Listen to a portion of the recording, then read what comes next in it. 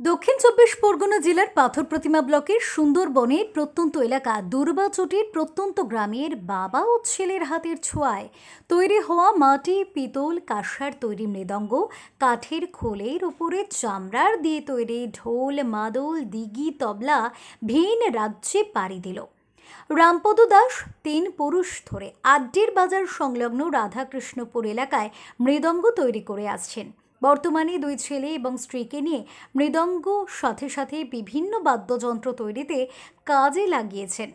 হাতের গুণের কারণে বহু জায়গা থেকেই বিভিন্ন অফার আসে তাদের কাছে। তবে মাতৃভূমির টানে গ্রাম ছেড়ে শহরের পথে পাড়ি দিতে চায় না দাস পরিবার। যুগের সঙ্গে পাল্লা দিয়ে তাই অনলাইনে বুকিং করা হয়। এই গ্রামাঞ্চলে অনলাইনে ডেলিভারির ব্যবস্থাও করা হয়েছে। এইটা হয়ে আসছে, দাদু করছে, বাবা করছে, বর্তমানে আমরাও রয়েছি। আমরা গ্রাম ছেড়ে শহরে যেতেও চাইছি না। এখানেই দোকানটা ছোট থেকেই বড় হয়েছে। যা কিছু বলো না, আজ পর্যন্ত এই দোকান থেকেই আমাদের লালন পালন করিয়ে খাওয়া দাওয়া করেছে। আগে থেকে এখন উন্নত একটু হয়েছি। বাইরে খোল যাচ্ছে, দিল্লি যাচ্ছে, কলকাতাও যাচ্ছে। বাবাকে তো অনেকে বলছে ডাকছে বাইরে যাওয়ার জন্য। বাবা যেতে চাইছে না। একটা গ্রামের মধ্যে থেকে একটা পরিবেশ আমরা করেছি, সেইখান থেকে আর বাইরে কোথাও কাজে যেতে চাইছি। দাস পরিবারের তৈরি বিভিন্ন মৃদঙ্গ নদিয়া থেকে দিল্লি প্রতি মাসে সাপ্লাই হয়।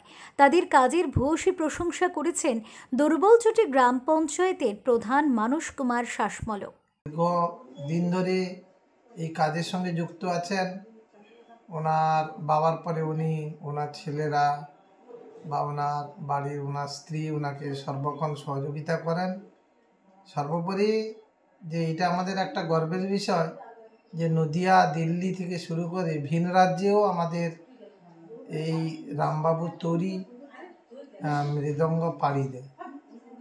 প্রত্যন্ত গ্রামের এই শিল্পীর শিল্পকর্ম আজ গর্বিত করেছে সুন্দরবনবাসীকে। দক্ষিণ চব্বিশ পরগনা থেকে গোপাল শীলের রিপোর্ট, ওঙ্কার বাংলা।